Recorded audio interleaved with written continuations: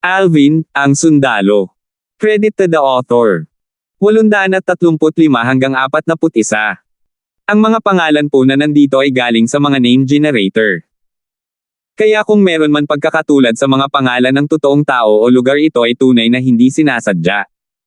Patayin. Malamig na naglabas ng salita si Saber 5 bago sumugod sa 10 elder ng Skywolf Fort na parang tigre kaysa sa pumasok sa isang grupo ng mga lobo, at sa pagindayog ng kanyang saber, 3 elder ng Skywolf Fort ang namatay sa ilalim ng kanyang saber sa isang kisap mata. Saber 5. Malungkot ang mukha ni na Carmelo at Walter nang makita nila ito, at galit na galit silang kinasuhan sa Saber 5 bago nagsanib puwersa laban sa kanya. Ibalik niyong 7 si Alvin. Kasabay nito, si Carmelo, na nakipagsanib puwersa kay Walter para pansamantalang sugpuin ang Saber 5 ay nagutos sa natitirang 7 matatanda na may malamig na boses. Ngayon lang nakabawi ang 7 Skywolf Fort Elders mula sa pagkagulat ng 3 sa kanilang mga kasamahan na napatay, at ang kanilang mga tingin ay bumaba kay Alvin sa unang posibleng sandali. Kilala nilang lahat si Alvin. Nakilala rin sila ni Alvin. Ang 10 elder na dumating sa likod ni Walter ay ang 10 elder na lumitaw sa martial competition kanina. Ang natitirang 7 matatanda ay naglunsad ng isang pag-atake ng sabay-sabay upang sumugod kay Alvin, at kinuha nila si Alvin upang maging kanilang biktima. Nanlamig ang tingin ni Wilbur na umiinom ng nakapagpapagaling na tableta para mabawi ang ilan sa kanyang mga sugat, at lumipad siya palabas para sumakay patungo sa isang elder ng Skywolf Fort at pigilan siya. Ang Skywolf Fort na elder na iyon ay isang pag-iral sa ika-4 na antas ng Void Transformation Stage din, at sa ilang sandali, siya ay nakakulong sa pakikipaglaban kay Wilbur. Ang iba pang 6 na matatanda ay nagpatuloy sa pag-akyat patungo kay Alvin. Kuya Darfield, ingat ka. Alvin. Kuya Alvin. Guru. Ang mga pinsala ni Irish, Lizardo, Sandro, at Timus ay hindi pa nagkaroon ng oras para tuluyang gumaling nang sumugod sila sa 6 na matatanda ng Skywolf Fort na may layuning pigilan sila. Ngunit sa kasamaang palad, nag-iisang elder lamang ang nakakilos, at ang kanyang lakas sa Void Transformation Stage ay sweep out para madali silang lumipad. Sa ilang sandali, 4 sa kanila ang dumanas ng mas maraming pinsala. Ang elder ng Skywolf Fort ay hindi gumawa ng isang nakamamatay na suntok, kung hindi, imposibleng mabuhay ang 4 na grupo ni Irish. 6. Ang ekspresyon ni Alvin ay sobrang hindi magandang tingnan habang nakatingin sa 6 na matatanda na sumugod sa kanya. 6 na pag-iral sa Void Transformation Stage, ngunit 2 lang sa kanila ang kayang pumatay ng mga anting-anting na hawak niya. Ngunit pagkatapos niyang patayin ang 2 sa kanila, mayroon pang 4 na natitira, kaya tila wala itong kabuluhan. Sinulyapan niya ang pinakamalakas na Vice Fort Master ng Skywolf Fort, si Mace, na ang figure ay mabilis at walang katiyakan na kumikilos ng matindi ang kanyang pakikipaglaban sa Sword 13. Kung ginamit niya ang anting-anting upang patayin si Mace, tiyak na magagawang ibalik ng Sword 13 ang sitwasyon sa kanyang lakas. Ngunit ang problema ay si Mace na nasa isang estado ng labanan ay may bilis na napakabilis na hindi niya lubos na nalock kay Mace. Kung gusto niyang lipulin ang isang tao gamit ang anting-anting, dapat muna niyang ikulong ang mga ito sa loob ng ilang panahon. Sa huli, ganap na tinalikuran ni Alvin ang kaisipang ito. Kahit hindi ako kalaban sa kanila, kailangan kong subukan. Mas gugustuhin ko pang mamatay sa labanan kaysa mahuli. Nanlamig ang mga mata ni Alvin habang nakatingin sa 6 na elder ng Skywolf Fort, at pagkatapos ay ang origin energy sa kanyang katawan ay tumaas bago pinagsama sa kanyang material na wind concept upang mag-transform sa mga layer ng kumikislap na unos na pumulupot sa kanyang katawan. Bang!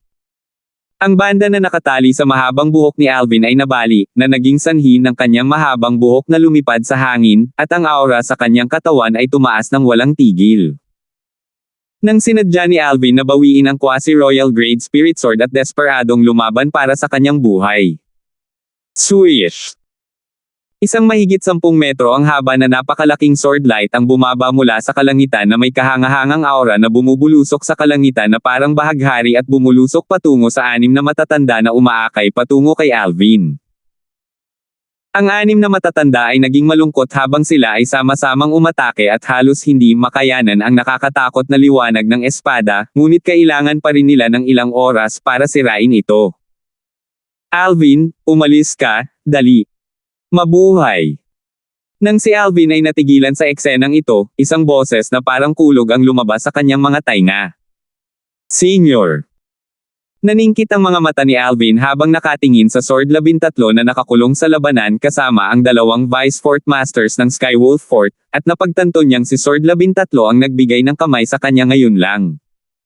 Master, umalis ka dali. Samantala, nag-react si Timus at sumugod kay Alvin bago lumipad patungo sa malayo kasama si Alvin. Nang makabawi sina Irish, Lizardo, at Sandro mula sa kanilang pagkabigla, umalis na sina Timus at Alvin sa malayo sa napakabilis na hindi na nila nagawang makasabay. Kuya Darfield, kailangan mong mabuhay. Tumayo si Irish sa langit at tahimik na nag-isip sa kanyang puso. Sa kanyang bilis, hindi banggitin na hindi niya nagawang habulin si Alvin, kahit na gawin niya, siya ay magiging pabigat lamang. Kaya't pinili niyang manatili sa likuran. Si Lizardo at Sandro ay halos magkapareho ang iniisip. Ha! Sa sandaling ito, bukod sa Skywolf Fort Elder na nakakulong sa pakikipaglaban kay Wilbur, ang natitirang anim ay sa wakas ay nasira ang mahigit 10 metrong haba ng sword light. Gusto mong tumakas? Ang anim na matatanda ay tumingin sa dalawang figure na gumagalaw ng palayo at unti-unting nagiging dalawang maliliit na tuldok, at sila ay nagpakita ng malamig na mga ngiti habang sila ay pumailan lang sa paghabol. She asterisk T. Naging malungkot sina Irish, Lizardo, at Sandro habang nagmamadali silang humabol na may balak na pigilan ang anim na matatanda. Ngunit sa kasamaang palad, isa lamang sa pag-atake ng matanda ang madaling nakabawi sa kanila. Ang mga ekspresyon ng Sword 13 at Saber 5 ay sobrang hindi magandang tingnan. Hindi nila lubos na nagawang palayain ang kanilang mga sarili upang tulungan si Alvin dahil ang 4 na Vice Fort Masters ng Skywolf Fort ay may intensyon na supulan sila. Kung ito ay sa normal na oras, bilang Vice Sect Masters ng Blade Sect, sapat na para sa kanila na labis na ipagmalaki ang kakayahang lumaban sa isang labanan na 2 laban sa isang kasama ang 4 na Skywolf Fort Vice Fort Masters. Ngunit ngayon ay wala silang ganoong pakiramdam. Nag-aalala lamang sila tungkol sa kaligtasan ni Alvin.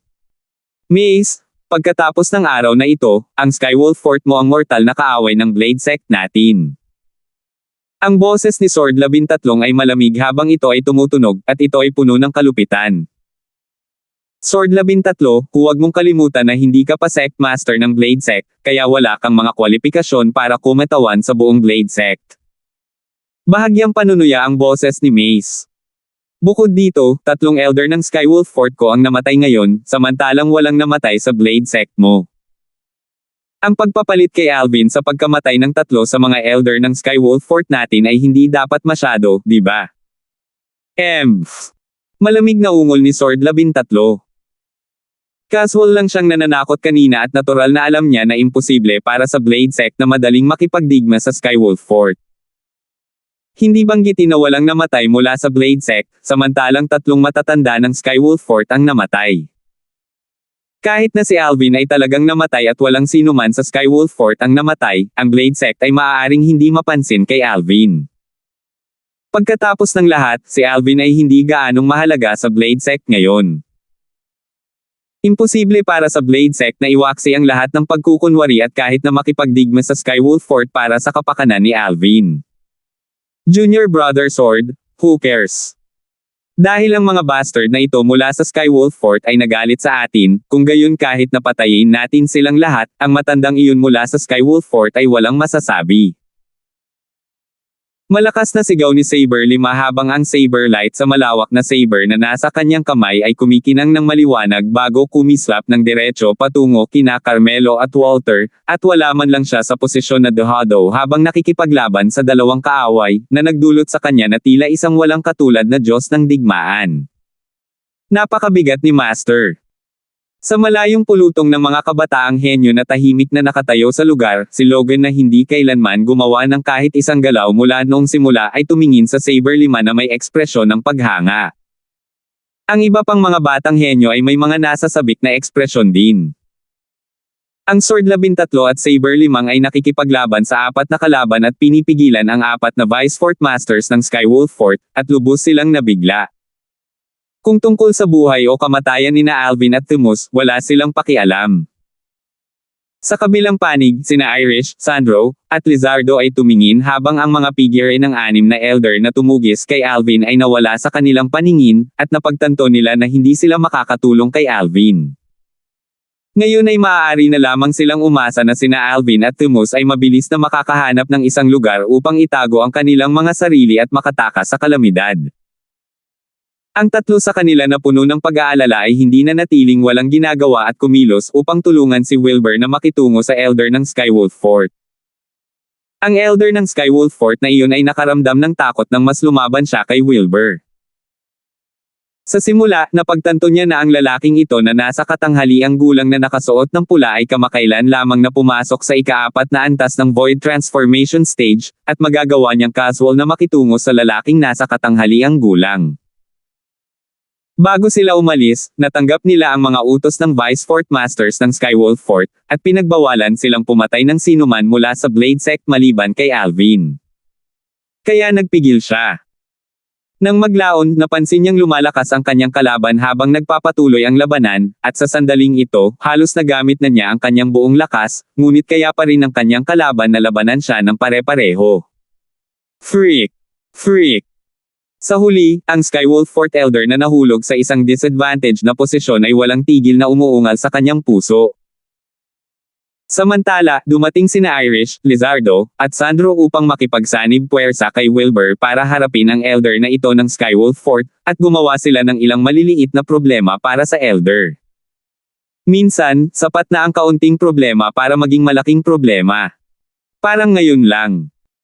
Matapos ang pakikialam ng 3 grupo ni Irish, ang Elder na napigilan na ni Wilbur na naging mas malakas habang umuusad ang labanan ay nagpahayag ng isang kapintasan. Ang kapintasan ay ginamit ni Wilbur, at ang kanyang espada ay kumislap na parang kidlat na agad na tumagos sa dibdib ng Elder na ito at labis na nasugatan siya.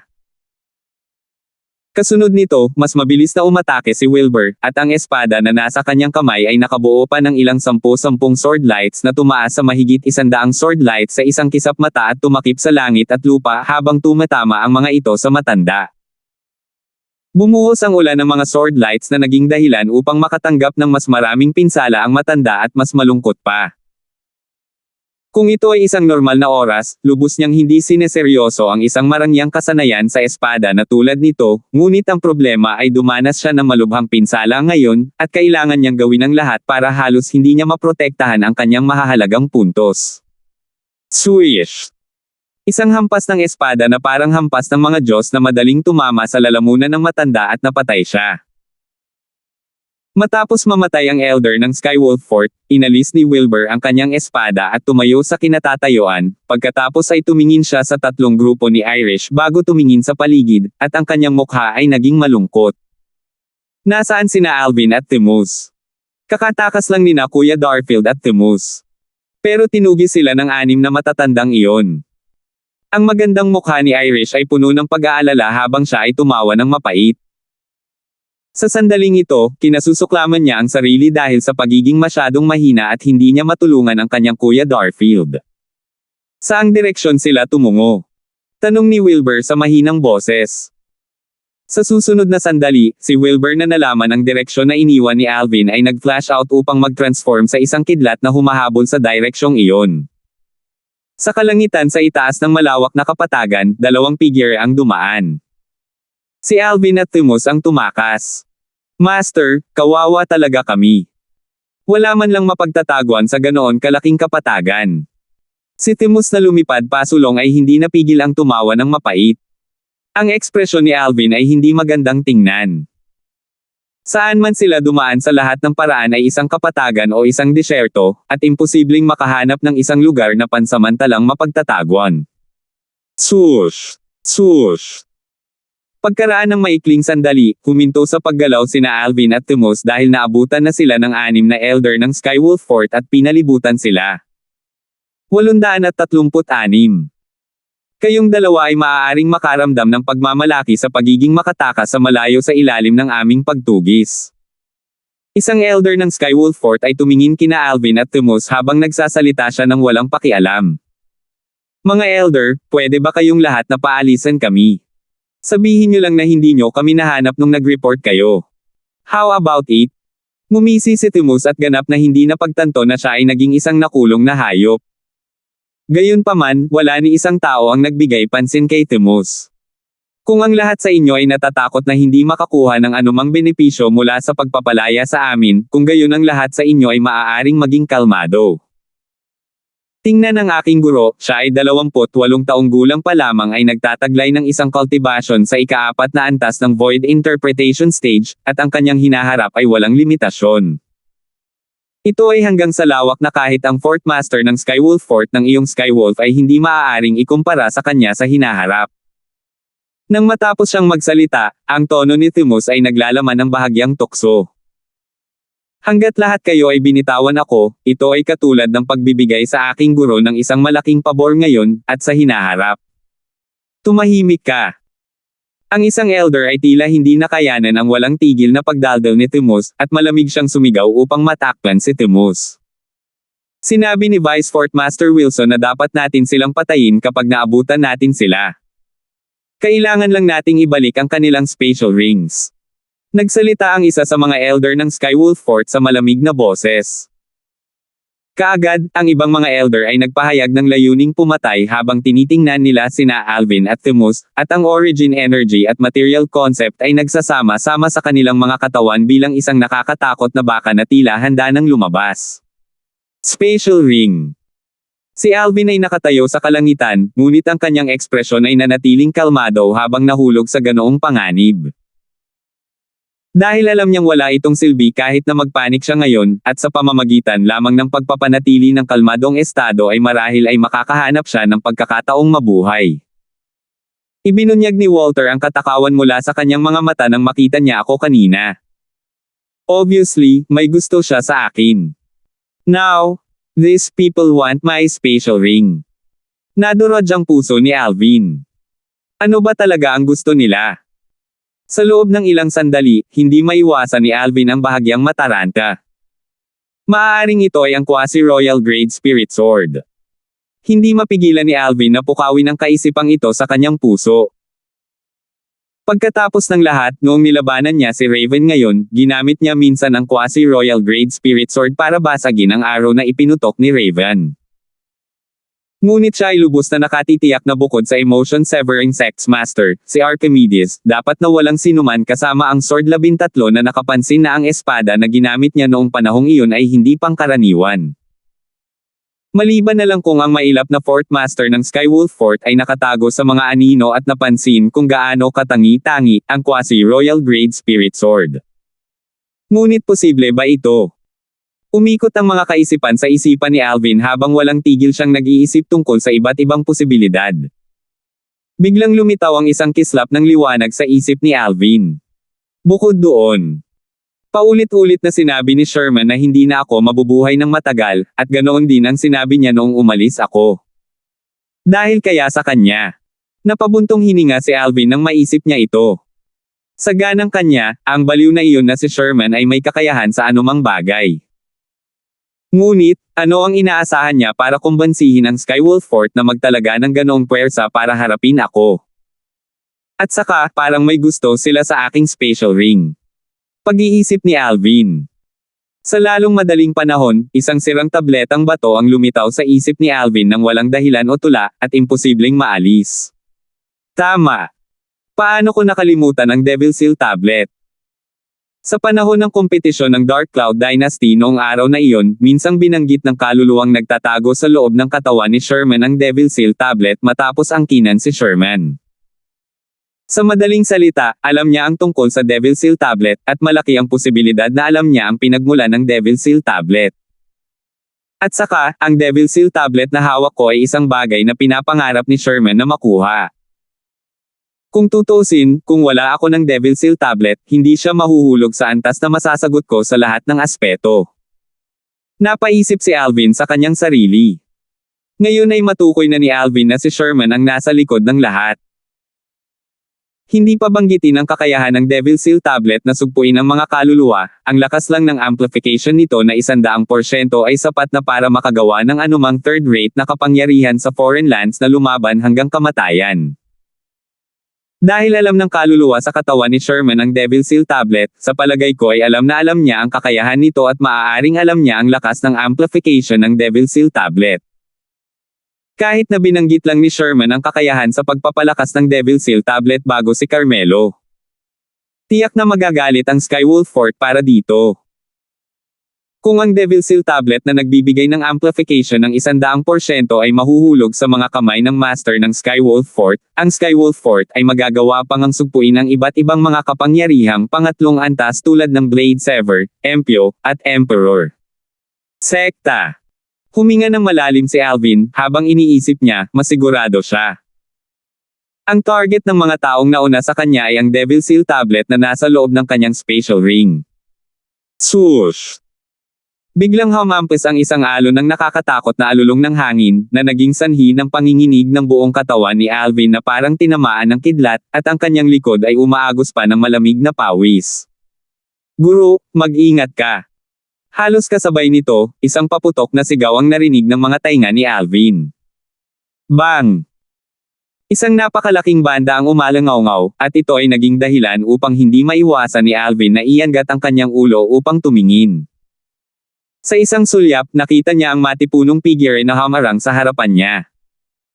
Gayunpaman, sa sandaling ito, ang aura ng matatag na figure na ito ay humihina. Isang kamao ang tumagos sa dibdib ni Timus, at ang kamao ng Skywolf Fort Elder ang biglang umatake. Anong nakakatouch na eksena? Casual na binawi ng matanda ang kanyang kamao, at ang water concept ay bumagsak habang ang kanyang kamay ay gumalaw upang hugasan ang dugo sa kanyang kamay. Sa kabilang banda, isang kahindik-hindik na butas ng dugo ang lumitaw sa dibdib ni Timus at walang tigil na nag-spray ng dugo, at sa isang kisap mata, nadungisan nito ang kalahati ng katawan ni Timus, gayunpaman siya ay pilit at mapait na kumapit. Maria! Master! Ay! Saglit na nagpumigla si Timus at tumingin kay Alvin na nahihirapan, at parang may gusto siyang sabihin.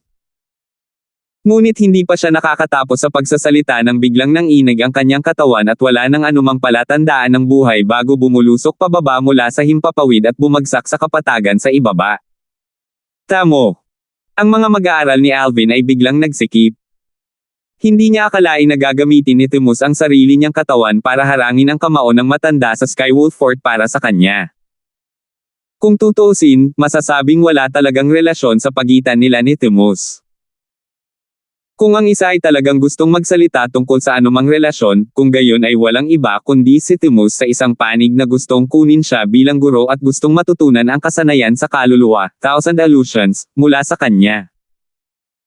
Ngunit ngayon, ito ay tiyak na isang taong tulad nito, isang taong ayaw niyang kunin bilang isang disipulo kahit na ano pa ang nagpahinto sa pag-atake ng Skywolf Fort Elder at nagligtas sa kanyang buhay. Gaano kalaki ang lakas ng loob na kailangan para gawin ito? Bukod dito, hindi lang ito isang bagay na nangangailangan ng lakas ng loob, nangangailangan din ito ng isang taong karapat-dapat sa isang taong kumilos sa ganitong paraan. Karapat-dapat bang gawin iyon para sa akin? Nanginig ang puso ni Alvin, at tila kinakausap niya ang kanyang sarili ngunit tila nagtatanong din kay Timus kung sino ang namatay na. Saganang kanya, mula noong simula na gusto siyang kunin ni Timus bilang master hanggang sa sandaling iyon, hindi niya kailanman tinatrato ng maayos si Timus. Ito ay kahit sa lawak na paulit-ulit niyang sinaway si Timus at gusto niyang sumuko si Timus. Ngunit ano ang tungkol kay Timus? Si Timus ay palaging parang walang nangyari, na nagpapahintulot kay Alvin na kagalitin at tanggihan siya na parang walang nangyari. I'm sorry. Biglang napuno ng luha ang mga mata ni Alvin na handang tumulo anumang oras. Ang mga luhang ito ay kasalanan niya kay Timus. Kung ang oras ay maaaring dumaloy pabalik ng kahit isang sandali, talagang hindi niya pakikitunguhan si Timus ng napakalamig at walang pakialam gaya ng ginawa niya noon. Pero ngayon, wala na siyang pagkakataon. Patay na si Timus. Patay sa harap niya, at namatay siya para sa kanyang kapakanan. Ang iyong buhay ay hindi masasabing nabubuhay ng walang kabuluhan dahil may isang taong handang mamatay para sa iyo. Matapos manahimik ng ilang sandali, ang anim na elder ay sunod-sunod na bumalik sa kanilang katinoan, at pagkatapos ay tumingin ang isa sa kanila kay Alvin na may takip ang mukha sa layuning pumatay. Ngayon, dapat sumunod ka sa kanya. Sa wakas, bumalik si Alvin sa kanyang katinoan, at ang pagkakasala na naramdaman niya kay Timos ay ganap na napalitan ng pagkapuot na tumatagos sa buto sa anim na elder ng Skywolf Fort at sa buong Skywolf Fort. Ang utang ng dugo ay dapat bayaran ng dugo. Pero may lakas ba siya ngayon? Biglang namutla ang mukha ni Alvin habang kinuyam niya ng mahigpit ang kanyang mga kamao hanggang sa tumusok ang kanyang mga kuko sa kanyang palad, at pagkatapos ng isang alon ng matinding sakit, dumaloy ang sariwang dugo. Ngunit tila hindi niya lubos na napansin ang lahat ng ito. Gusto ko ng lakas. Gusto ko ng matinding lakas. Gusto ko ng lakas para lipulin sila, lipulin ang Skywolf Fort, at lipulin pa ang lahat. Sa sandaling ito, ang pananabik ni Alvin para sa lakas sa kanyang puso ay halos umabot na sa limitasyon. Ang violet na nakadamit sa kanyang katawan ay nakapulupot ng mga alon ng malakas na hangin at pumapagaspas. Ang mahaba niyang buhok na nakakalat sa paligid niya dahil nabali ang banda na nakatali sa kanyang buhok ay nag-fluttered sa hangin, at napuno ito ng mga layer ng asher-colored strong winds. Whoosh! Sa kalangitan, ang kababalaghan ng langit at lupa ay biglang tumaas upang unang maging sanhi ng paglitaw ng 60 sinaunang sungay na dragon silhouette bago lumitaw ang isa pang 30 sinaunang sungay na dragon silhouette. Ika-4 na antas ng Void Interpretation Stage. Pangalawang antas Intermediate Wind Concept. No wonder ikaw ang unang umalis sa Illusory Crypt sa second round ng martial competition. Kaya pala palagi mong itinatago ang cultivation mo, at isa ka talagang 4th level Void Interpretation Stage martial artist. Nagtataka ang isang matanda. Wala siya sa ikatlo at ika-4 na round, kaya hindi niya alam na nakalusot si Alvin sa kalaunan, at naisip niya na itinatago ni Alvin ang kanyang cultivation. Ika-4 na antas ng Void Interpretation Stage sa edad na 28. Kahit na ito ay nasa buong Cloud Continent, ang gayong likas na talento ay maaaring ituring na napakapangit. Sayang. Ang elder na gumamit ng Age Measuring Pearl upang sukatin ang edad ni Alvin sa martial competition bago ay naawa kay Alvin. Maraming tao ang napatay ko sa buong buhay ko, ngunit hindi pa ako nakapatay ng isang henyong martial artist na tulad mo. Kahit mamatay ka ngayon, hindi ka namin makakalimutan. Ang mga sulok ng bibig ng isang matanda ay nabaluktot sa isang malamig na ngiti habang siya ay nagsasalita ng walang pakialam. Ang materyal na konsepto sa katawan ng 6 na elder ay nawala, na naging sanhi ng kanilang mga damit na lumipad ng walang hangin, at ang kanilang mga tingin ay bumaba kay Alvin ng sabay-sabay. Sa ganang kanila, ang binata na nakadamit ng violet na nasa harapan nila ay tiyak na magiging isang patay na espiritu sa kanilang mga kamay ngayon. Sa kabilang banda, kasabay ng walang tigil na pagsigaw ni Alvin sa kanyang puso, napansin niyang nanginginig ang spatial ring sa kanyang kamay. Sa isang utos sa kanyang puso, napansin ni Alvin na ang Devil Seal tablet sa espasyo sa loob ng kanyang spatial ring ay tila naging hindi mapakali, at ito ay mas marahas kaysa dati. Nang ang kamalayan ni Alvin ay nakatagpo ng Devil Seal tablet, ang kanyang kaluluwa ay pumipintig, at tila may tinig na puno ng tukso na nagsasalita sa kanya. Palabasin mo ako. Kaya kung bigyan ka ng walang hangganang lakas. 837. Sa simula, naisip ni Alvin na ito ay isang guni-guni. Pero pagkaraan ng ilang beses, napagtanto niyang hindi pala hallucination ang lahat ng ito. Boundless strength. Exactly how boundless. Bulong ni Alvin sa sarili. Si Alvin na bahagyang nabaliw sa pagkamatay ni Timos at ang mga alon ng walang tunog na pagsigaw sa kalaunan, ay biglang nag-utos sa kanyang puso at kahit papaano ay binawi ang Devil Seal tablet. Whoosh! Ang Devil Seal tablet ay lumitaw sa harap ni Alvin at lumutang doon. Samantala, napansin ni Alvin na ang Devil Seal tablet sa sandaling ito ay lubos na naiiba kaysa dati, at may mga hibla ng itim na ambon na pumulupot sa buong Devil Seal tablet. Higit pa rito, nang ang itim na ambon na ito ay dumampi sa Devil Seal tablet, sila ay talagang kakaibang nag-transform sa kulay itim na likido, at tila ito ay nabuo sa maraming maliliit na batis habang dumadaloy sila sa mga sinaunang karakter sa Devil Seal tablet na hindi nakilala ni Alvin. Habang nakatitig siya sa Devil Seal tablet na lumulutang sa himpapawid, maging si Alvin ay hindi alam kung bakit ngunit hindi niya inaasahan na iniunat niya ang kanyang kamay at idiniin ang kanyang kamay sa Devil Seal tablet. Ang Devil Seal tablet ay nakaramdam ng malamig na lamig sa pagpindot, na naging dahilan upang hindi mapigilan ni Alvin kundi manginig, at ang kanyang katawan ay nagsimulang manginig ng bahagya. Kasabay nito, malinaw na nakita ni Alvin na ang itim na kulay na likido na dumadaloy sa Devil Seal tablet ay talagang dumaloy sa kanyang mga daliri at dumaloy sa kanyang kamay nang dumaikit ang kanyang kamay sa tablet.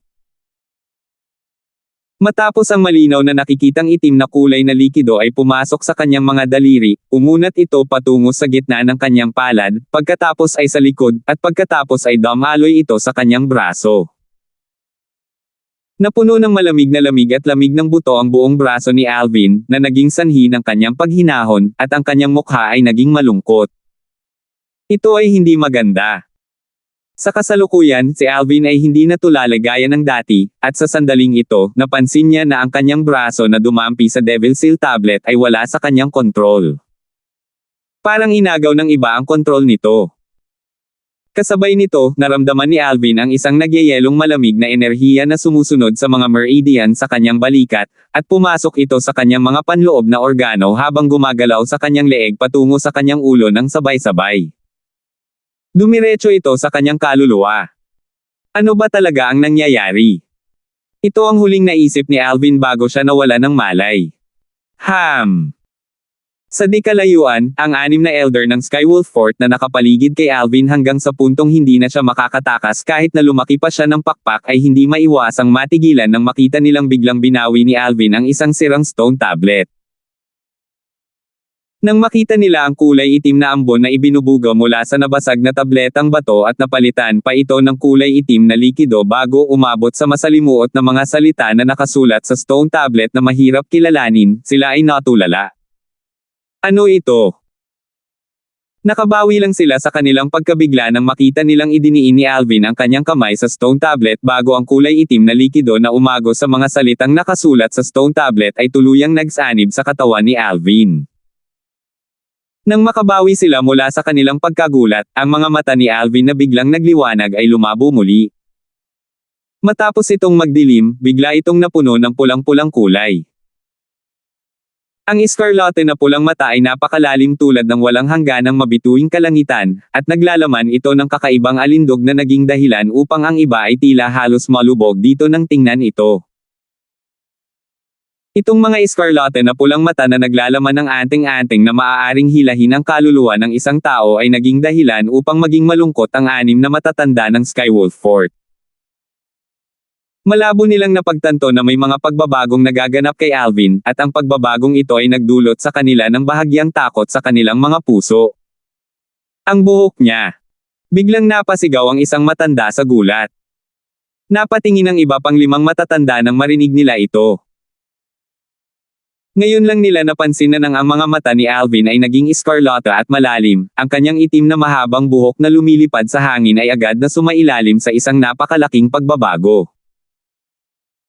Ang kanyang makintab na itim na buhok ay agad na naging violet at malademonyong mahabang buhok, at sa tuwing kumakaway ang kanyang buhok, ito ay parang maraming violet na mga sawa na kumakaway sa kanilang mga buntot. Maaari bang may magsabi sa akin kung ano ang nangyayari sa Fu Asterisk K? Ito ang nasa puso ng bawat elder ng Skywolf Fort. Bang! Sa sandaling ito, isang putok ang umalangaw-ngaw at nagulat ang 6 na matatandang nagising. Nakita nila na si Alvin na ang mga mata ay naging iskarlata na pula at may kulay violet na mahabang buhok na lumilipad-lipad ay humawak sa sirang stone tablet gamit ang isang pitik ng kanyang kamay. Kasabay nito, ang mga hibla ng itim na kulay na ambon ay ibinubugaw mula sa katawan ni Alvin at sa sirang stone tablet, at napuno ito ng hindi mailarawan at nakakatakot na aura. Nang maramdaman nila ang aura na ito mula sa malayo, ang 6 na matatanda ay nakaramdam ng lamig sa kanilang mga puso. Patayin mo siya! Ang isa sa mga matatanda ay sumigaw ng may pagkaalarma, at tila gusto niyang gamitin ito upang pigilan ang takot sa kanyang puso. Pagkatapos niyang sumigaw, isang grade 3 na spirit weapon ang lumitaw mula sa manipis na hangin sa kanyang kamay at sinugod niya si Alvin. Sa kalangitan, ang kababalaghan ng langit at lupa ay biglang tumaas, pagkatapos ay nag-transform sa ilang daang sinaunang may sungay na mga silhwete ng dragon na lumabas kasama niya, at inilabas nila ang kanilang mga pangil at itinaas ang kanilang mga kuko habang sinusundan nila si Alvin. Swoosh! Swoosh! Swoosh! Ang mga ekspresyon ng iba pang 5 matatanda ay naging mabigat, at hindi sila nang ahas na magpakatanga bago hamampas ng buong lakas. Ang mga pagbabagong naganap kay Alvin ay nagdulot sa kanila ng takot at pagkabalisa mula sa kaibuturan ng kanilang mga puso, at sa sandaling iyon, naramdaman na lamang nila na si Alvin ay naging isang ganap na kakaibang tao. Ang kasalukuyang Alvin ay nagdala ng matinding pressure sa kanila. Patayin! Ang 6 na Elder ay lumipad patungo kay Alvin mula sa lahat ng direksyon habang ang enerhiya sa Grade 3 na spirit weapon na nasa kanilang mga kamay ay ganap na pumutok patungo kay Alvin. Sa kalangitan, ilang libong sinaunang mammoth na silhouette ang bumubuo ng isang bilog na walang tigil na sumugod patungo sa gitna na may kahangahangang lakas na bumaril sa kalangitan na parang bahaghari. Alvin. Nang maglunsad ng pag-atake ang 6 na Elder kay Alvin, late na dumating si Wilbur, at nagkataon lang na nakita niya ang eksena ni Alvin na napapaligiran at inaatake ng 6 na Elder. Sa kasalukuyan, wala siyang panahon para isipin kung bakit naging violet ang buhok ni Alvin at naging pula ang mga mata, ni wala siyang oras para isipin kung ano ang nangyayari sa sirang stone tablet sa kamay ni Alvin na naglalabas ng nakakatakot na aura. Bang! Bang! Bang! Ang pinakamahina sa 6 na matatanda ay ang pagkakaroon sa ikatlong antas ng Void Transformation Stage, samantalang, ang pinakamalakas ay nasa ika-5 antas ng Void Transformation Stage. Nang sabay-sabay silang umatake, tinakpan ng kanilang mga pag-atake ang langit at lupa habang tumatagos ito patungo kay Alvin. Sa sandaling ito, gumawa ng hakbang si Alvin. Dahan-dahan niyang itinaas ang kamay na nakapatong sa sirang stone tablet bago sa mukha sa itaas niya, dahilan para lumutang ito sa langit sa ibabaw niya. Sa susunod na sandali, isang semi-translucent black-colored light barrier ang bumaba papunta kay Alvin na may sirang stone tablet sa gitna, at binalot nito ang buong katawan ni Alvin sa loob nito upang bumuo ng protective barrier. Samantala, dumating na ang buong puwersahang welga ng 6 na matatanda. Bang! Bang! Bang! Maraming mga hibla ng enerhiya na lubhang nakakatakot at may kakayahang lipulin ang isang pang-6 na antas na eksperto sa Void Transformation Stage na pinagsama-sama habang sila ay nagwawalis, at bumaba sila sa semi-translucent na kulay itim na harang na nakaunat mula sa sirang stone tablet. Isang alon ng napakalaking putok na parang kulog ang umalangaw-ngaw habang ang nakakatakot na mga tunog ng pagsabog ng hangin ay umalangaw-ngaw, at sa gitna ng pagsabog, maraming walang hugis na alon ng hangin ang lumundag at tangay. Maging si Wilbur na nasa 100 metro ang layo ay tinamaan ng mga alon ng hangin na ito hanggang sa puntong hindi niya maiwasang ipikit ang kanyang mga mata. Paano ito posible? Nang maging hindi magandang tingnan ang ekspresyon ni Wilbur at naisip na si Alvin ay pinatay na ng 6 na Elder ng Skywolf Fort, ang eksenang lumitaw sa unahan ay naging sanhi ng kanyang pagkagulat. Sa di kalayuan, tumigil na sa pag-atake ang 6 na matatanda na bumuo ng isang cob-cob. Kung titingnang mabuti, mapapansin na ang kanilang mga katawan ay nanginginig ng husto, at ang kanilang mga mata na nakatutok sa unahan ay nakadilat pa nga at ang kanilang mga mukha ay natatakpan ng hindi makapaniwala. Parang may nakita silang nakakatakot. Paano? Paano naging posible? Hindi ito totoo. That stone tablet. Baka ito ang hinahanap ng Vice Fort Masters. Habang tinitingnan nila si Alvin na protektado ng layer ng semi-translucent light barrier at ganap na hindi nasaktan, ang 6 na matatanda ay ganap na natulala. Sa ilang sandali, sabay-sabay na bumaon ang kanilang mga tingin sa sirang stone tablet sa itaas ng Alvin. Ang liwanag na hadlang na nagpoprotekta kay Alvin ay eksaktong nakaunat mula roon. Alisin ang batong tableta na ito at walang dapat ikabahala si Alvin.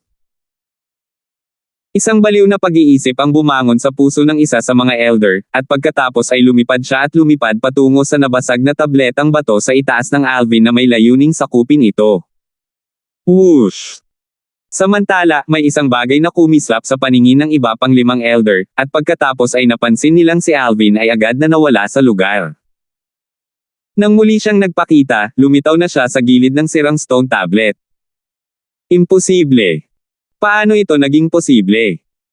Habang tinitingnan nila ang kanilang kasamang nawala ng lakas at hinawakan at pilit na binuhat na parang isang walang magawang sisiw sa mga kamay ni Alvin, ang iba pang 5 matatanda ay natulala. Si Elder Ping ay isang pag-iral sa ika-5 antas ng Void Transformation Stage. Ngunit talagang napakadali siyang nasupil ni Alvin. Paano ito naging posible? Sa sandaling ito, hindi naiwasang umusbong ang lamig sa puso ng 5 matatanda. Basag. Isang malinaw at nakakatang na tunog ng pagkabali ng buto ang narinig. Si Alvin, na nakatayo sa himpapawid sa gilid ng basag na tabletang bato, ay pinisil gamit ang kanyang kamay, at diretso niyang binali ang leeg ng matanda sa kanyang kamay. Isang 5th level Void Transformation Stage martial artist, patay na. Freak! Freak! Ang iba pang 5 matatanda ay nanginginig habang sila ay ganap na nahihilo, at sila ay umungal habang sila ay lumilipad sa lahat ng direksyon. Hindi sila nang ahas na isipin na patayin si Alvin ngayon. Anong biro? Ang pinakamalakas sa kanila, si Elder Ping, ay nasakop ni Alvin sa isang galaw, bukod pa rito, ang kanyang leeg ay nabali at direktang pinatay. Kahit na lahat sila ay nagsanib puwersa laban kay Alvin, hindi gaanong mag-iiba ang kalalabasan. Sa sandaling ito, naramdaman nilang namamanhid ang kanilang mga anit, at hindi nila nagawang ibalot ang kanilang mga ulo kung bakit si Alvin na sumailalim sa isang hindi pangkaraniwang pagbabago, ay nagtataglay ng napakalakas na lakas. Kasabay ng pagtakas nila, naramdaman nilang mas mabait ang itim na buhok na si Alvin noon. Lagok. Mabangis na nilunok ni Wilbur ang isang subo ng laway at bamulong na may ekspresyon ng hindi paniniwala. Iyon ay isang pag-iral sa ika-5 antas ng Void Transformation Stage. Ngunit siya ay pinatay ni Alvin sa isang galaw. Siya ba talaga si Alvin? Ang kawalang katiyakan ay umusbong pa lamang sa puso ni Wilbur nang mapansin niya ang distansya na ginawa ni Alvin muli. Nakita ni Wilbur na itinaas ni Alvin ang kanyang kamay, na naging sanhi ng daloy ng hangin sa kalangitan upang bumuo ng isang malinaw na nakikitang vortex na nakaunat na may lakas ng pagsipsip na sumipsip sa kanyang kamay ng sirang stone tablet sa kalangitan, at pagkatapos ay nawala ang kanyang buong katawan sa manipis na hangin sa harap ng mga mata ni Wilbur. Eksakto. Nawala siya sa manipis na hangin. Ang bilis. Ang eksenang nasa harapan niya ay naging sanhi ng hindi mapigilan ng mga mata ni Wilbur na pumikit, at ipinakita niya ang isang ekspresyon ng pagtataka. 838. Pagkatapos ng lahat, kahit na nasaksihan niya ang labanan sa pagitan ng Sword 13 at ng 2 Vice Fort Masters ng Skywolf Fort, kahit na hindi niya masyadong makita ang kanilang mga figure, kaya pa rin niya itong abutin ng bahagya. Ngunit ngayon ay lubos niyang hindi kayang hulihin ang figure ni Alvin. Whoosh! Sa sumunod na sandali, nakita niya si Alvin na may hawak ng sirang stone tablet habang ang kanyang malagim na kulay violet na buhok na lumilipad ay lumitaw sa gilid ng isang Skywolf Fort Elder na tumatakas. Kasunod nito, ang kabilang kamay ni Alvin ay kumalas, na naging sanhi ng malalim at nakakatakot na kulay na itim na enerhiya na walisin at bumaba papunta sa Elder, agad na nilipol siya, at pagkatapos ay nawala si Alvin sa susunod na sandali. Bang! Bang! Bang! Katulad din ng mga casual na suntok ay tumama, at pagkatapos ay ang iba pang 4 na matatanda na hindi nakatakas sa malayo kung saan isa-isang hinabol siya bago madaling napatay. Si Alvin ay tumama ng napakabilis na ang umuugong na enerhiya ng langit at lupa ay hindi na nagawang mag-condense ng lubusan. Alvin! Nang patayin ni Alvin ang huling elder, si Wilbur na nakahinga ng maluwag ay tumingin kay Alvin at sumigaw. Whoosh! Si Alvin ay nawala sa lugar, at nang muli siyang nagpakita, nakarating na siya bago si Wilbur. Alvin, paano? Si Wilbur na naglalayong tanungin si Alvin kung bakit bigla siyang nagkaroon ng nakakatakot na lakas ay tumigil sa pagsasalita. Dahil ang kasalukuyang Alvin ay nakatitig sa kanya ng eskarlata at malalalim na mga mata na naging dahilan upang makaramdam siya ng lamig sa kanyang gulugod. Hindi lang iyon, nakataas pa ang kamay ni Alvin na may mga hibla ng madilim na itim na kulay na enerhiya na nakapulupot sa paligid nito, at naglalabas ito ng aura na naging dahilan upang makaramdam ng takot si Wilbur na nagmumula sa kaibuturan ng kanyang puso. Ang pagkilos na ito ni Alvin ay lubos na pamilyar kay Wilbur dahil pinatay ni Alvin ang 5 matatandang iyon sa eksaktong paraan. Alvin, ako ito. Uncle Flair. Habang tinitingnan niya ang palad ni Alvin na tila bababa ito anumang oras, isang lamig ang damaloy sa gulugad ni Wilbur habang ang kanyang noo ay namumuo sa malamig na pawis, at hindi niya maiwasang magsalita ng mabilis. Hindi siya nag-alinlangan kahit kay titing na siya ay mamamatay kapag bumaba ang palad ni Alvin. Samantala, may napagtanto si Wilbur, tila nawala ng dahilan si Alvin. Naging pula ang kanyang mga mata, at naging violet ang kanyang buhok. Alvin, ano ba talaga ang nangyari sa iyo? Si Wilbur ay labis na naguguluhan sa kanyang puso. Uncle Flair. Sa wakas, nahihirapang ibinuka ni Alvin ang kanyang bibig habang dahan-dahan siyang naglalabas ng ilang salita, samantalang ang pulang-pula sa kanyang mga mata ay tila nagpapakita ng mga palatandaan ng pagkalat. Tama, ako si Uncle Wilbur Flair. Nang makita niyang nag-react si Alvin at unti-unting ibinaba ang kanyang nakataas na kamay, na naging sanhi ng pagkawatak-watek ng nakakatakot at misteryosong kulay itim na enerhiya, nakahinga ng maluwag si Wilbur. Samantalang ang likod niya ay basang-basa ng malamig na pawis. Sa kanyang mga mata, ang kasalukuyang Alvin ay mas nakakatakot na pinagsama-sama ng lahat ng Vice Fort Masters na iyon.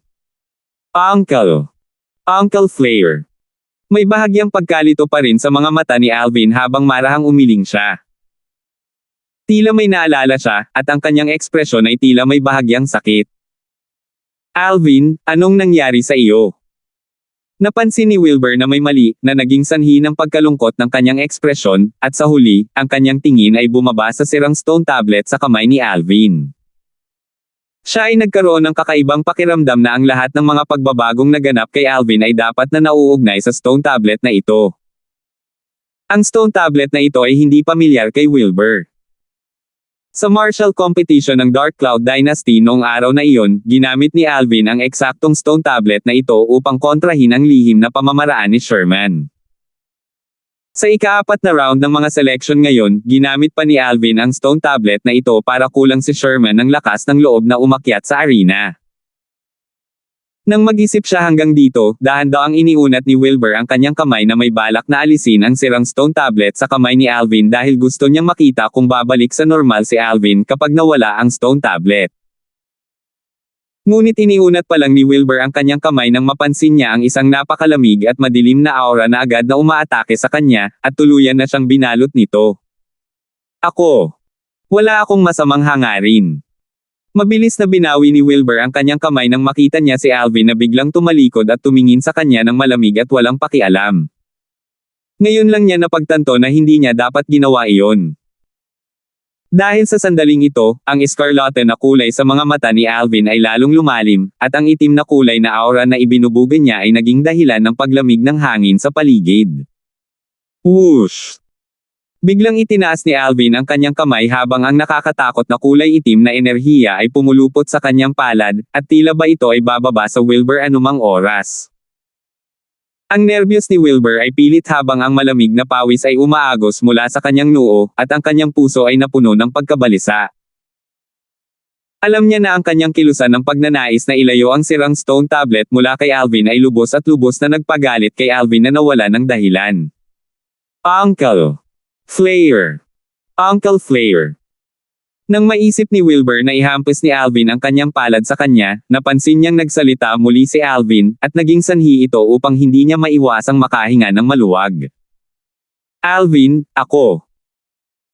Balak lang ni Wilbur na matiigang pamunuan at gabayan si Alvin hanggang sa mabawi ang kanyang katwiran nang mapansin niyang nawala si Alvin sa kanyang harapan at nawala ng walang bakas. Alvin. Malungkot ang mukha ni Wilbur habang nagmamadaling tumingin sa kanyang paligid, ngunit sa huli, hindi niya napansin ang mga track ni Alvin at kahit na hindi niya alam kung saang direksyon patungo si Alvin. Si Alvin ay nawala ng katwiran ngayon. Kung siya ay gumagala ng random sa banyagang lupang ito, kung gayon natatakot ako na ang kanyang buhay ay nasa panganib.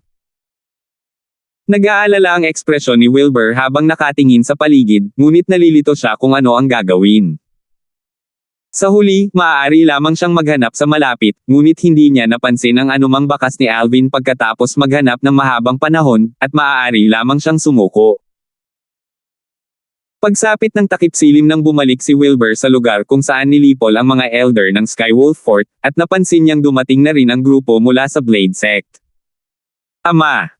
Lumipat si Irish para batiin si Wilbur nang makita siya. Pare, saan ka nagpunta? Ano nga ba ang nangyari dito? Sino ang pumatay sa mga matatandang ito? Nakita ko pa ang bangkay ni Timus, at ang kinaroroonan lang ni Kuya Darfield ang hindi alam. Alam mo ba kung saan siya nagpunta?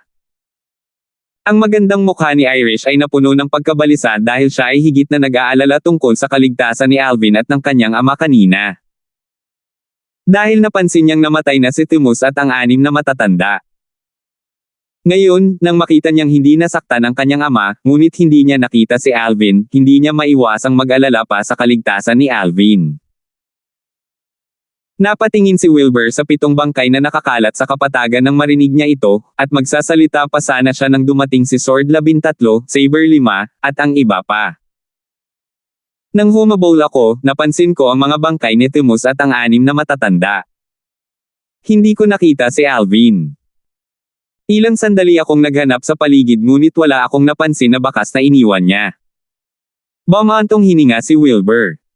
As far as he was concerned, masyadong kakaiba ang nangyari kanina. Lalo na ang lakas na ipinahayag ni Alvin pagkatapos sumailalim sa hindi pangkaraniwang pagbabago, at ito ay talagang isang lakas na nalampasan ang Void Transformation Stage at posibleng naabot ang Martial Monarch Stage. Bukod dito, ang lahat ng ito ay tila nauugnay sa misteryosong sirang tableta. Bukod pa riyan, ayon sa kanyang inakala, malaki ang posibilidad na ang dahilan kung bakit ang 4 na Vice Fort Masters ng Skywolf Fort ay sabay-sabay na lumipat at pumunta para kay Alvin ay para sa kapakanan ng sirang stone tablet na iyon. Marahil ay nalaman nila ang tungkol dito kay Sherman. Dahil dito, pagkatapos ng ilang maingat na pagsasaalang-alang, nagpasya si Wilbur na itago ang lahat ng kanyang nakikita, dahil mas mapoprotektahan niya si Alvin sa ganitong paraan. Kung hindi, kapag nalantad ang sikreto ng misteryosong stone tablet, baka pati ang Blade Sect ay matutokso nito at gumawa ng masama kay Alvin. Ano? Natakot si Irish hanggang sa namutla ang kanyang magandang mukha nang marinig niya ito. Bakit nangyari ang ganoong bagay? Saan kaya nagpunta si Kuya Darfield? Si Lizardo at Sandro ay nakatayo sa malapit na may mga ekspresyon din na nag-aalala. Napabuntong hininga si Sword 13 matapos marinig ang sinabi ni Wilbur. Ininspeksyon ko ang 7 bangkay na iyon, at si Timus ay dapat na pinatay ng mga matatanda ng Skywolf Fort. Para sa mga matatanda ng Skywolf Fort, pinatay sila ng parehong eksperto. Batay sa layo ang mga bangkay ng 6 na matatandang ito ay ipinamahagi at ang mga bakas sa kanilang mga bangkay. Ang bilis ng mga eksperto na iyon ay napakabilis at kahit malayo ay nahihigitin ako. Nang magsalita siya rito, huminga ng malalim si Sword 13 bago niya sinabing, bukod dito, nandoon pa rin ang spatial ring sa mga bangkay ng 6 na matatandang iyon, at halatang minamaliit ng ekspertong iyon ang kanilang mga ari-arian. Kaya, ayon sa aking pagtatantya, malaki ang posibilidad na isang eksperto sa Martial Monarch Stage ang pumatay sa 6 na elder ng Skywolf Fort bago kinuha si Alvin.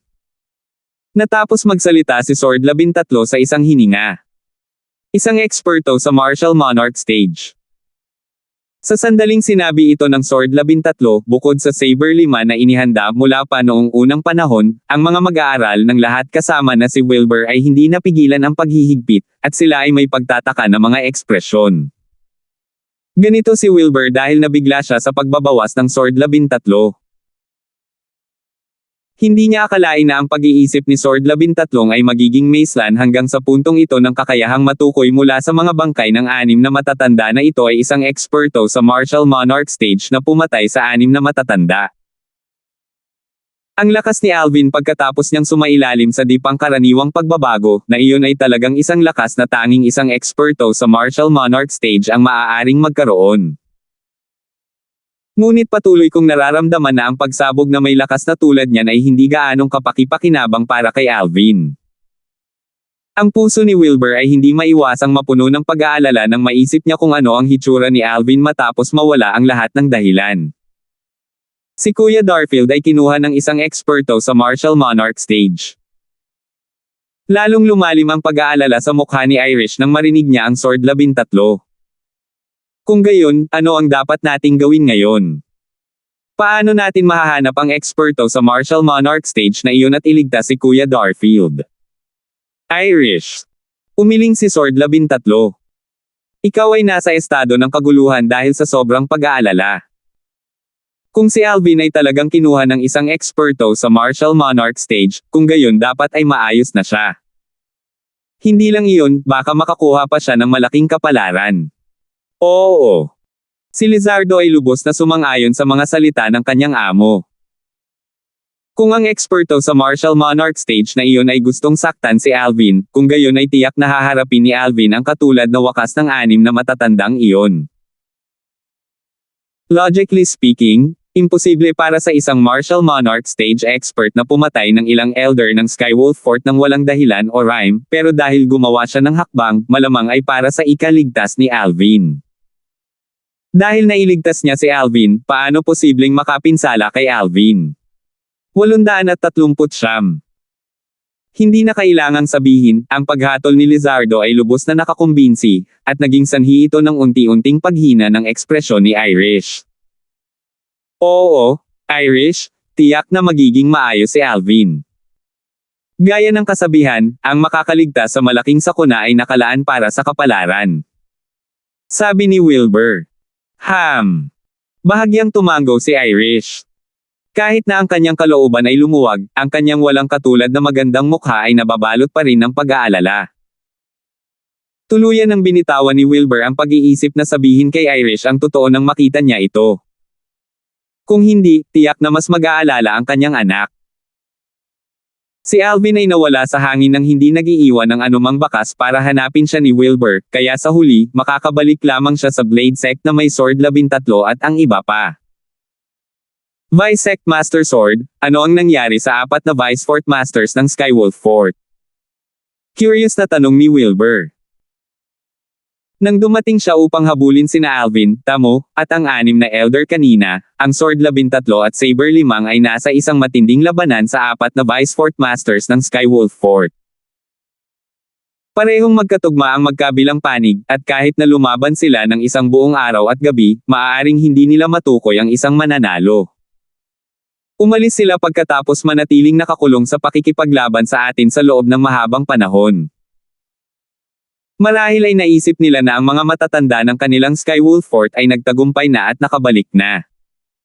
Ngumisi si Sword 13. Hindi naman siguro nila pinangarap na patay na ang lahat ng matatanda ng kanilang Skywolf Fort. Pumunta sila para sa lana at umuwi na ginupit. Deserve nila ito.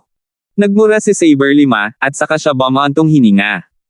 Pero, sayang naman si Timos. Ang napakagandang panla ay pinatay ng mga miyembro ng Skywolf Fort ng ganito. Tara na. Pagkaraan ng maikling sandali, bumantong hininga ang Sword 13 bago inakay ang iba na magpatuloy sa kanilang paglalakbay sa hilagang silangan patungo sa Blade Sect. Ang tabing ng gabi ay unti-unting bumababa. Swoosh! Swoosh! Swoosh! Swoosh! 4 na figure ang nagmula sa Timog Kanluran, at dumaan sila sa langit bago mabilis na nakarating sa lugar na Sword 13 at ang iba ay nasa dapit hapon na. May ilang bangkay doon. Ang taong nangunguna sa 4 ay biglang huminto sa pagsulong bago bumulusok pababa. Sumunod naman sa kanya ang 3 tao sa likod niya. Kuya Ping. Habang tinitingnan niya ang bangkay ng matanda na nakapilipit ang leeg at walang anumang senyales ng pagtutol, dumilim ang ekspresyon ng matandang nakasuot ng kulay berdeng uniforme. No wonder hindi na sila bumalik, dito pala namatay lahat. Samantala, ang 3 naman ay kinaladkad ang 5 bangkay. Lahat sila ay pinatay sa isang welga, at makikita sa kanilang dilat na mga mata na sila ay labis na natakot bago sila namatay. Dapat ay nakatagpo sila ng isang eksperto na imposibleng labanan nila. Base sa layo ng pagkakabahagi ng mga bangkay nila at mga sugat nila. Hindi simple ang pumatay sa kanila. Maging ang Fort Master ay maaaring hindi nagtataglay ng ganoong lakas. Sa di nagtagal, nagkatinginan ang tatlong matandang lalaki at isang medyo may edad na, at nakita nilang lahat ang pagtataka sa mga mata ng isa't isa.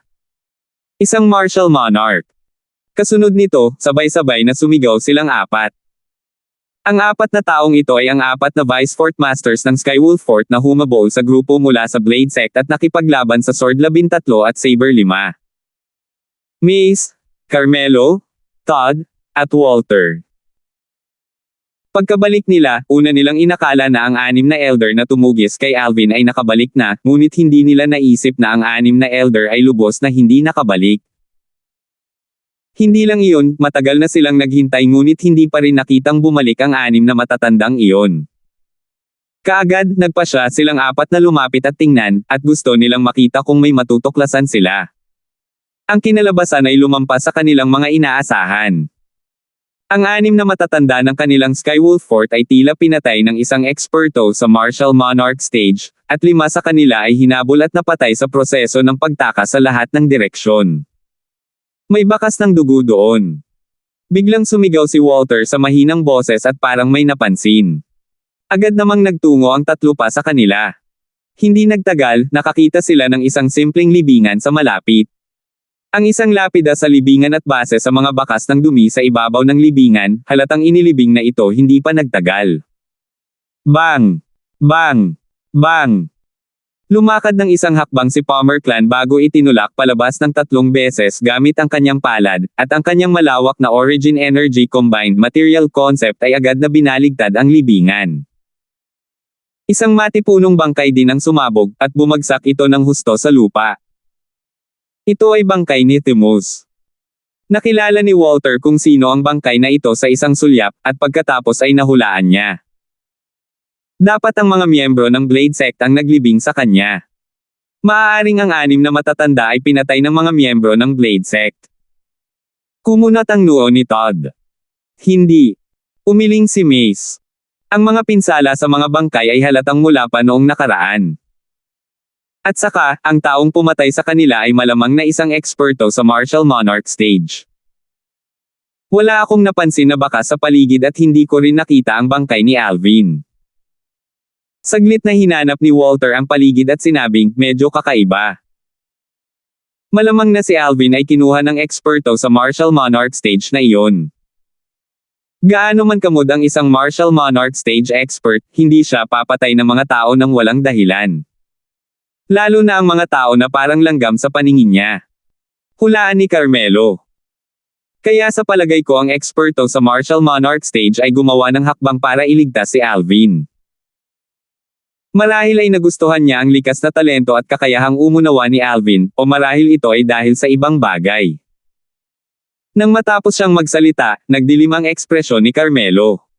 Hindi rin nakikita ang mga ekspresyon ng 3 grupo ni Mace. Ang usapin mula ngayon ay walang alinlangan na nagtulak sa kanila at ni Alvin sa magkasalungat na panig.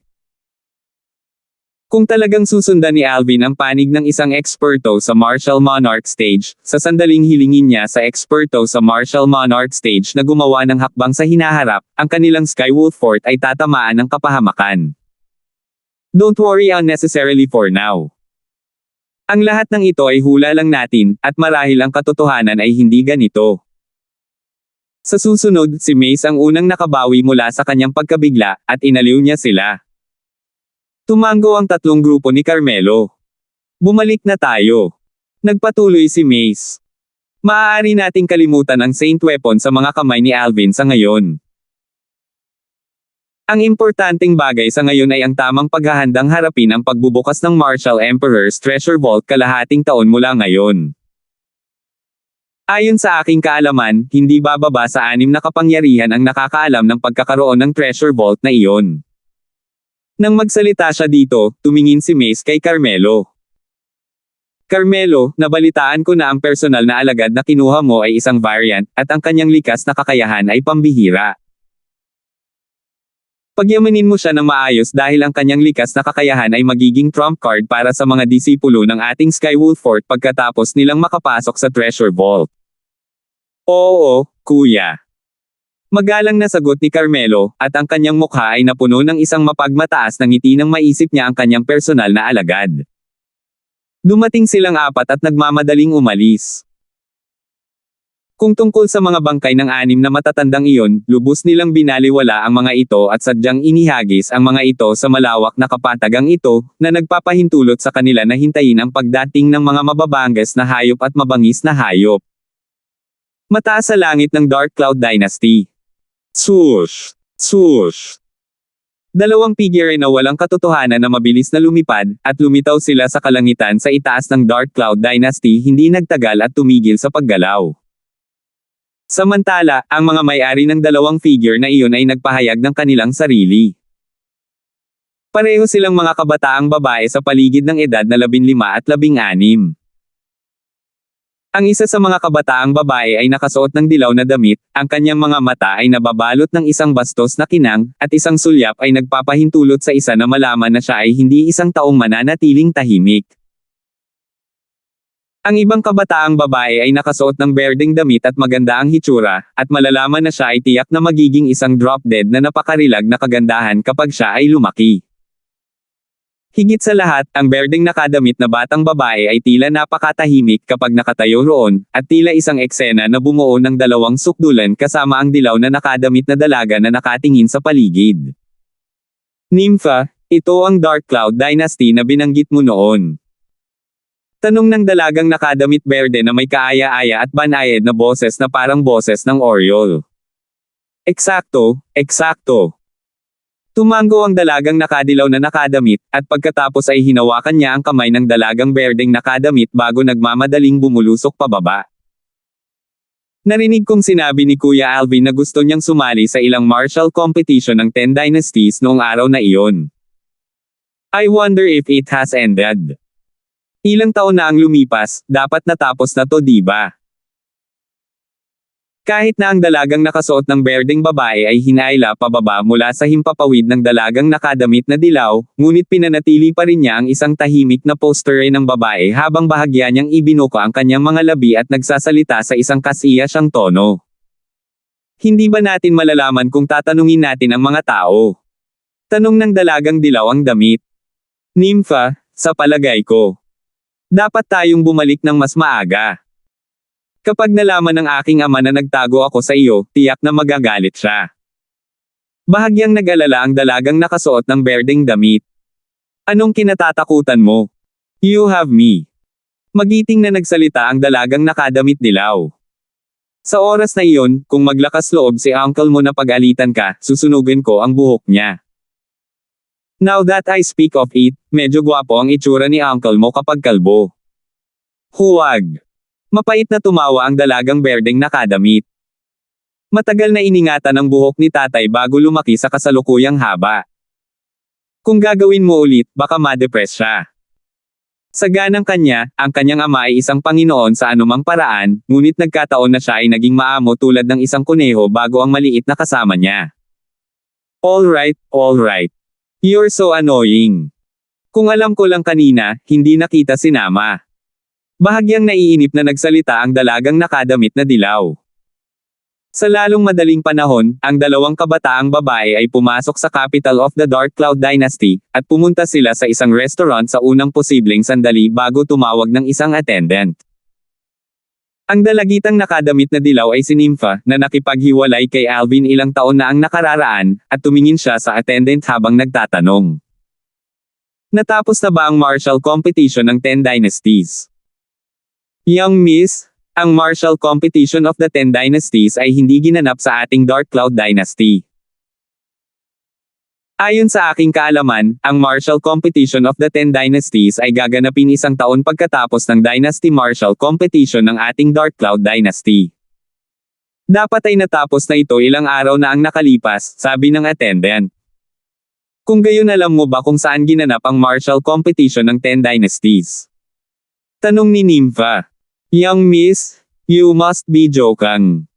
How could people like US know this? Tumawa ng mapait ang attendant. Young miss, gusto mong malaman kung saan ginanap ang martial competition of the 10 dynasties. Biglang, isang walang kabuluhang boses ang tumunog, at isang binata na may birda na damit ang dumating sa harap ng mesa ni Nympha sa ilalim ng escort ng dalawang katulong. Ano? Alam mo ang tungkol dito? Saglit na pinalaki ni Nympha ang binata bago nagtanong ng may bahagyang pagdududa. Oo naman. Ang binata na may birda na damit ay nagtaas ng ulo, at siya ay may pagmamalaki na ekspresyon habang nakatingin sa kalapit na attendant at sinabing, sabihin mo sa young miss kung sino ang young master na ito. Oo, oo. Ang attendant ay tila bahagyang natakot sa binata na may birda na damit, at nagmamadali niyang sinabi kay Nympha, young miss, ang young master na ito ay ang pangalawang young master ng Yale clan ng Dark Cloud Dynasty, young master Ryan. Ayon sa aking kaalaman, ang nakatatandang kapatid ni Young Master Ryan, Young Master Briggs, ay lumahok sa martial competition noong nakaraang kalahating taon. 804 na po. Ryan. Bahagyang nagsalubong ang magagandang kilay ni Nympha, at pagkatapos ay hindi niya maiwasang mapaungol. Bakit parang pangalan ng babae? Amen dare take such name. Truly a shame. Ang binata na may birda na damit ay ang mismong pangalawang young master ng Yale clan, si Ryan, at bahagyang lumubog ang kanyang mukha nang marinig niya ang sinabi ni Nympha. Ang kanyang pangalan na parang babae ay palaging isang tinak sa kanyang puso, at ito ay isang bawal para sa kanya na walang sino man ang nang-ahas na banggitin bago siya. Mas maganda ang pangalan ng Kuya Alvin ko, iyon ang pangalang dapat taglayin ng isang lalaki. Nang matapos siyang bumulong, nagsimulang ngumiti si Nympha. Kuya Alvin. Hindi napigilan ng attendant na mapasigaw nang marinig niya si Nympha. Young miss, ang Kuya Alvin na sinabi mo, maaaring ang buong pangalan niya ay Alvin. Kilala mo ang Kuya Alvin ko. Nagliwanag ang mga mata ni Nympha nang marinig niya ang attendant, at pagkatapos ay sinabi niya, alam mo ba kung nasaan ang Kuya Alvin ko? Paano ko makikilala si Young Master Alvin? Maswerte lang akong makita siya mula sa malayo noong Dynasty Martial Competition isang taon na ang nakakaraan. Masyadong kahanga-hanga si Young Master Alvin noong araw na iyon, at sa huli, nakuha niya ang karangalan na maging una sa martial competition ng ating Dark Cloud Dynasty. Ngumiti ang attendant. Sa kasalukuyan, malamang na hindi pa bumabalik si Young Master Alvin mula sa venue ng martial competition ng 10 Dynasties tulad ng nakatatandang kapatid ni Young Master Ryan.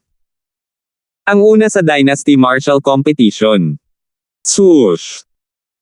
Lumiwanag ang mga mata ni Nympha habang nakangiting sinabi, tulad ng inaasahan sa kuya ko, si Nympha, talagang kamangha-mangha siya. Hoy! Oh, teka, Ryan. Ano ang tinatakasan mo? Hindi mo pa sinabi sa akin kung saan ginanap ang martial competition ng 10 Dynasties. Si Nympha ay nawala sa hangin sa harap ng attendant, at nang muli siyang nagpakita, hamarang na siya sa harap ni Ryan na nagbabalak lamang na tumakas at galit na nagsalita habang ang kanyang mga kamay ay nasa kanyang baywang.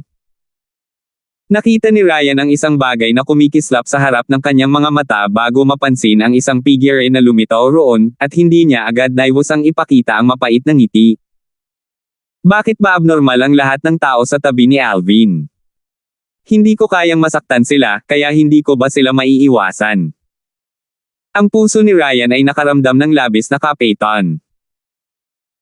Sa totoo lang, noong una niyang pagmasdan si Nympha at ang berdeng nakadamit na kabataang babae sa tabi ni Nympha, mayroon siyang masamang intensyon sa kanyang puso at gusto pa niyang linlangan sila pabalik sa Yale Clan Estate. Ngunit nang marinig niyang sinabi ni Nympha na si Alvin ay kanyang kapatid, ang masamang hangarin sa kanyang puso ay ganap na naglaho dahil hindi siya nang ahas na saktan si Alvin. Dahil hindi niya kayang masaktan siya, hindi ba niya ito maiiwasan? Ngunit ngayon ay tila hindi isang simpleng gawain ang pagnanais na iwasan siya. Narinig kong sinabi ng kuya ko na parang gaganapin sa Ancient Desert City ng Northern Desert. Ito lang ang alam ko. Young miss, kung wala na, aalis muna ako. Nagsalita si Ryan habang nagmamadaling tumakbo palabas ng restaurant kasama ang kanyang dalawang katulong at mas mabilis pa sa isang kuneho. Northern Desert. Ancient Desert City. Bumulong si Nympha, at pagkatapos ay lumiwanag ang kanyang mga mata. Naalala ko na ngayon. Nakapunta ako doon kasama si Numi. Parang may kapangyarihan doon na tinatawag na Skywolf Fort, at ang balbas ng Fort Master nila ay medyo nakakatuwang paglaruan. I pulled off it completely the last time. Ilang taon na ang lumipas, kaya dapat lumaki na, di ba? Nagsalita si Nympha habang hawak niya ang kamay ng dalagang nakasuot ng berde at tumakbo palabas. Nympha, tara na. Dadalhin kita para makakita ng masayang tao, at lalaruin natin siya ng paghila ng balbas. Ang dalagang nakasuot ng berde ay ang kasamang naglaro at nilinang pa ni Nympha mula noong murang edad, si Lucy. Ang mga sulok ng bibig ni Lucy ay hindi maiwasang mapangiti nang mapait nang marinig niya ito. Kasabay nito, ang kanyang puso ay napuno ng awa sa Fort Master ng Skywolf Fort. Walang mabuting dumating sa sinumang tinutumbok ng munting demonyo. Ito ay isang bagay na alam niya ng malalim mula sa karanasan. Ang hilagang desyerto ay kabilang sa hilagang hangganan ng mga dayuhang lupain, at kalapit nito ang 10 dinastiya. Bukod dyan, sinakop nito ang isang lugar na ilang 10 beses ang lawak ng 10 dinastiya. Sa katimugang bahagi ng hilagang desyerto, ang mga kapangyarihan ay kasing dami ng mga ulap, at 4 sa mga kapangyarihang iyon ang nagharing pinakamataas. Sila ay ang Skywolf Fort, Blade Sect, Empyrean Temple, at Emotion Severing Sect. Sa silangan ng hilagang desyerto. Driftcloud Town, Yale Clan Estate. Sa loob ng isang tahimik na maliit na patio ay may isang kabataang babae sa paligid ng edad na 16 o 17 na pacing up at down. Ang dalaga ay may maganda at maisla na hitsura, at kahit na hindi siya maituturing na walang kapantay na kagandahan, siya ay isang bihirang kagandahan. Ngunit ang mga kilay ng dalaga ay magkadikit ng mahigpit sa sandaling ito. This won't do. Hindi ko siya pakakasalan kahit mamatay ako. Kinagat ng dalaga ang kanyang mga ngipin at may determinadong ekspresyon. Ito. Saan ito? Biglang, isang nalilitong ungol ang tumunog mula sa loob ng silid sa kaliwa sa maliit na patio. Nagningning ang mga mata ng dalaga nang marinig ang boses na ito, at dali-dali itong pumasok sa silid. Nagising ka na ba? Tiningnan ng dalaga ang binata na nakasuot ng violet na nahihirapang umupo, at ang kanyang matatalinong mga mata ay napuno ng pambihirang kariktan. Napuno siya ng taos-pusong paghanga sa lalaking ito na nakahiga sa kama sa loob ng isang buwan, ngunit nakaligtas pa rin. Ikaw. Ipinilig ni Alvin ang kanyang bahagyang nahihilo na ulo. Ang kanyang matigas na katawan ay nagbigay sa kanya ng isang hindi pamilyar na pakiramdam na para bang kailangan niyang makibagay dito muli, at ipinakita niya ang isang naguguluhang ekspresyon habang tinitingnan niya ang dalagang nasa harapan niya. Ako si Nancy. Bahagyang ngumiti ang dalaga bago bumantong hininga. Matutulog ka talaga. Kung bibilangin ko simula nung araw na nahanap kita, 18 days ka na palang natulog. 18 days. Sabi mo 18 days na akong walang malay. Nagsikip ang mga mag-aaral ni Alvin, at ipinakita niya ang nagtatakang ekspresyon. Kasabay nito, na may utos sa kanyang puso, hindi niya maiwasang mapabuntong hininga pagkatapos niyang mapansin ang Devil Seal tablet na tahimik na nakahiga sa loob ng kanyang spatial ring. Ang kanyang alaala ay nasa sandaling binawi niya ang Devil Seal tablet noong araw na iyon. Naalala pa niya na pagkatapos niyang idiin ang kanyang kamay sa Devil Seal tablet, biglang bumulwak ang kakaibang enerhiya mula sa Devil Seal tablet at sumanib sa kanyang braso. Sa isang kisap mata, nawala lahat ng nararamdaman niya sa braso niya. Nang makabawi siya mula sa kanyang pagkabigla, naramdaman niya ang isang alon ng matinding sakit sa kanyang kaluluwa, at pagkatapos ay tuluyan na siyang nawala ng malay. Matapos siyang mawala ng malay, tila siya ay nahulog sa isang estado ng mahimbing na pagtulog, at sa ilalim ng estado na ito, siya ay nagkaroon ng isang kakaibang panaginip. Sa panaginip na iyon, ang kanyang katawan ay ganap na wala sa kanyang kontrol. Bukod dito, nag-transform siya upang magkaroon ng kulay lila na buhok at pulang-pula na mga mata, na naging dahilan upang magmukha siyang walang katulad na hari ng mga demonyo. Sa panaginip, pinatay niya ang 6 na matatanda ng Skywolf Fort, at sa huli, nakita pa niya si Wilbur. Naalala rin niya na ang kanya sa panaginip ay gustong patayin si Wilbur sa maraming pagkakataon, at siya ang nagbuhos ng lahat ng kanyang lakas para pigilan ang sarili. Habang pinipigilan niya, muli siyang nawala ng malay. Sa susunod na paggising niya, napansin niyang nasa loob siya ng maliit na silid na ito, at nakita pa niya ang isang dalaga na may maselang at magandang hitsura. Base sa sinabi ng dalaga, parang niligtas niya ito. At saka, 18 days ba siyang natulog? Oo. Kasunod nito, nakita ni Alvin ang batang babae na tumango, at batay sa kanyang hitsura, halatang hindi siya nagsisinungaling at tila walang dahilan para magsinungaling. Umiling si Alvin, at huminga siya ng malalim bago nagtanong. Can you tell me what happened when you encountered me? I don't remember. Tumango ang dalaga, at pagkatapos ay sinabi niya, nang makasalubong kita, nakahiga ka sa higa ng mga tambo. Napadaan lang ako at nakita kita, at napansin kong hindi ka pa namatay, kaya't ibinalik kita. Nang magsalita siya rito ay tumawa ng mahina ang dalaga. Mukhang balanse ka, pero hindi ko akalain na magiging mabigat ka. Nahihiyang tumawa si Alvin, at pagkatapos ay nagtanong siya. Nasaan ito? Ito ang aking tahanan, ang Yale Clan ng Driftcloud Town. Nagsalita ang dalaga, at saka nagtanong. Tama, nasabi ko na sa iyo ang pangalan ko, pero hindi mo pa sinasabi sa akin ang pangalan mo. Ako si Alvin. Bahagyang bumuka ang bibig ni Alvin at nagpakita ng napakatalino ng ngiti. Salamat sa pagligtas sa akin. Alvin. Kung gayon tatawagin kitang Kuya Darfield, maaari mo akong tawaging Little Nancy. Bahagyang ngumiti si Nancy. Okay, Little Nancy. Tumango si Alvin. Kuya Darfield, 18 days ka nang natulog, kaya siguradong gutom ka, di ba? I'll go prepare food for you. Nagsalita si Nancy at hindi na hinintay na sumagot si Alvin bago nagmadaling umalis sa silid at sa maliit na patio. Siya ay talagang isang mabait at mabuting binibini. Bahagyang ngumiti si Alvin, pagkatapos ay kinokontrol niya ang kanyang katawan na hindi niya gaanong nakasanayan at bumaba sa kanyang kama bago lumabas ng silid, at pagkatapos ay iniunat niya ang kanyang katawan sa maliit na patio. Ano nga ba ang nangyari? Paano ako nakatakas sa mga kuko ng 6 na matatandang iyon? Matapos niyang maramdaman na muli siyang nasanay sa kanyang katawan, bahagyang kumunat ang noo ni Alvin dahil tuluyan na niyang nakalimutan ang nangyari kanina. Mayroon ding kakaibang panaginip. Hindi kaya totoo ang lahat ng nasa panaginip? Biglang lumitaw ang isang nakatutuwang kaisipang tulad nito sa puso ni Alvin nang walang dahilan o tula, at pagkatapos ng pag-iisip na ito ay bumangon, imposibleng sugpuin at tila ang katotohanan ay totoo. Kung totoo ang panaginip na iyon, hindi ba masyadong abnormal ang Devil Seal Tablet? Habang bumubulong si Alvin sa sarili, binawi niya ang Devil Seal Tablet mula sa kanyang spatial ring. Ang Devil Seal Tablet ay malamig sa kanyang paghawak, at nagbigay ito kay Alvin ng pakiramdam na parang sila ay malapit na magkaugnay. Maaari mo bang sabihin sa akin kung totoo ang lahat ng iyon? Tumingin si Alvin sa Devil Seal Tablet at nagtanong, at tila nangangaral siya sa bingi. Nang wala siyang nakitang reaksyon mula sa Devil Seal Tablet, itinago ito ni Alvin at bumuulong. Base sa nalaman ko ngayon, lahat ng iyon ay maaaring totoo. Kung hindi, imposibleng mabuhay ako sa ilalim ng pagkubkob ng 6 na matatanda ng Skywolf Fort.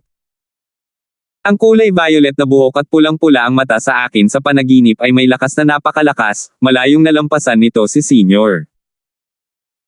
Ang Senior, na si Alvin na binanggit ay tiyak na Vice Sect Master ng Blade Sect, Sword 13, isang pag-iral sa ika-9 na antas ng Void Transformation Stage. Higit pa rito, kahit na ito ay kabilang sa maraming pag-iral sa ika-9 na antas ng Void Transformation Stage, ang lakas ng Sword 13 ay hindi bababa sa higit sa average. Ito ay isang bagay na maaaring makita mula sa kakayahan ng Sword 13 na sumalungat sa magkasanib na puwersa ng isang ika-9 na antas ng Void Transformation Stage at isang ika-8 antas ng Void Transformation Stage na Vice Fort Master ng Skywolf Fort. Ang ako sa panaginip ay may lakas na marahil ay nasa Martial Monarch Stage. Naalala ni Alvin ang napakalinaw na panaginip at pamulong sa sarili. Tamo. Bigla, sa pag-iisip, naalala niya si Timus, na hamarang sa welga ng isang Skywolf Fort Elder para sa kanya at namatay sa harap ng kanyang mga mata. Kung totoo ang lahat sa panaginip, masasabing si Timus ang nagligtas sa kanya.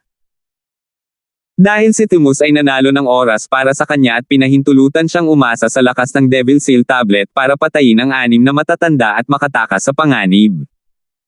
841. Samantala, bumalik si Nancy, at inilapag niya ang isang tray na may mangkok ng mainit na lugaw sa mesang bato sa courtyard habang nakangiting sinabi niya, "Kuya Alvin, matagal ka nang hindi kumakain, kaya tiyak na hindi ka makakatunaw ng kanin. Kaya gumawa ako ng sinigang na dawa para sa iyo. Salamat." Lubhang napukaw ang gana ni Alvin habang naaamoy niya ang halimuyak ng lugaw, at pagkatapos niyang maupo sa harap ng mesa, sinimulan niyang inumin ang lugaw. Ang lasa ng sinigang ay sobrang sarap at halatang maingat na niluto. Little Nancy, hindi naman masama ang iyong culinary skill. Sino mang magpakasal sa iyo sa hinaharap ay tiyak na masisiyahan sa masayang buhay. Ngumiti si Alvin. Ngunit hindi nagtagal, napansin ni Alvin na ang kanyang biro ay nagdulot ng isang mapait na ngiti na lumitaw sa mga sulok ng bibig ni Nancy nang marinig niya ito. Little Nancy, anong problema? May nasabi ba akong mali? Natigilan si Alvin. Hindi. Umiling si Nancy at pinisil ang isang bakas ng ngiti sa kanyang mukha, at inilihis niya ang paksa. Tama, Kuya Alvin, bakit ka nasa kama ng mga tambo sa labas ng Driftwood Town? Hindi napigilan ni Alvin na tumawa ng mapait nang marinig niya si Nancy. Hindi ko rin alam. Hindi mo alam. Natigilan si Nancy, at naunawaan niya na mukhang hindi nagsisinungaling si Alvin. Ngunit ano nga ba ang naranasan ng isang tao na makatulog sa buong 18 araw, ngunit hindi nagpapakita ng kaunting bakas ng pinsala o karamdaman? Oo. Tumanggaw si Alvin, at pagkatapos ay tila may naisip siya at nagtanong. Little Nancy, sabi mo ito ang Yale clan ng Driftwood sect.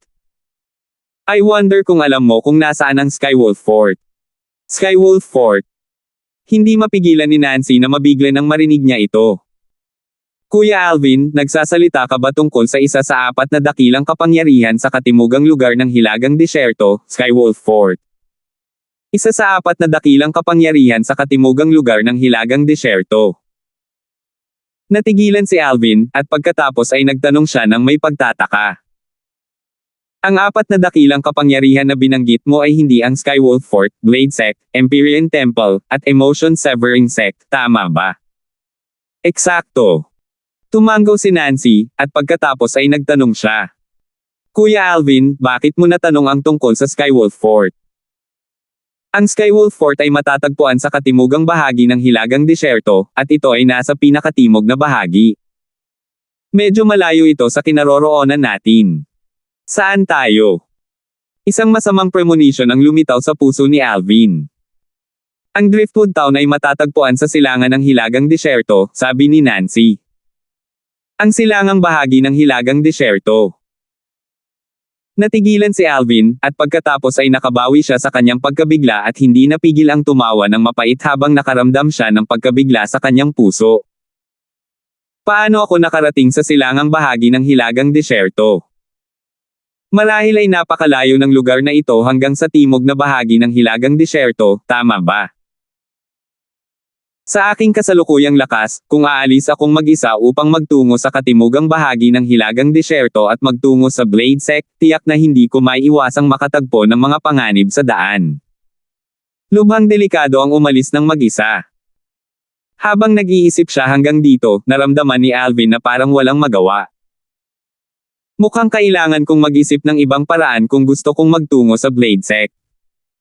Naisip ni Alvin sa kanyang puso. Young Miss. Sa sandaling ito, isang boses ang narinig mula sa labas ng bakuran. Nabalitaan ng Patriarch Yale na ang Young Master na iyong iniligtas ay nagising, at hiniling niya sa iyo na dalhin ang Young Master upang makita siya. Ano ang gustong gawin ni Ama? Sumimangot si Nancy at tila medyo ayaw. Little Nancy, hindi ko akalain na ikaw ang anak ng Yale Clan's Patriarch Yale. Now that I speak about it, na-impose ko na ang Yale clan mo sa loob ng ilang panahon, kaya dalhin mo ako para makita si Patriarch Yale. Ngumiti si Alvin. Dahil sinabi ito ni Alvin, natural na walang dahilan si Nancy para tumanggi, at tinawag niya si Alvin at tinungo ang audience hall ng Yale clan. Sa Yale clan's audience hall, ang Yale clan's Patriarch Yale, Timothy, ay nakaupo sa headset. Si Timothy ay nasa edad 50, karaniwan ang kanyang hitsura, ngunit isang marangal na ekspresyon ang lumabas sa pagitan ng kanyang mga kilay, at taglay niya ang dignidad ng isang taong nasa mataas na posisyon. Sa isang upuan sa ibaba mismo ng upuan sa ulo ay nakaupo ang isang nasa katanghaliang gulang na lalaki sa paligid ng edad na 40 pataas. Ang balangkas ng mukha ng nasa katanghaliang gulang na lalaki ay bahagyang katulad ni Timothy, ngunit may bakas ng kalupitan at pagkalumbay sa pagitan ng kanyang mga kilay. Obviously, hindi siya ordinaryong tao. Ang taong ito ay ang ikatlong elder ng Yale clan, si Håkon, at siya ang nakababatang kapatid ni Timothy na kapareho lang ng ama sa kanya. Big brother, hindi sa gusto kong pag-usapan ang tungkol kay Little Nancy ng ganito.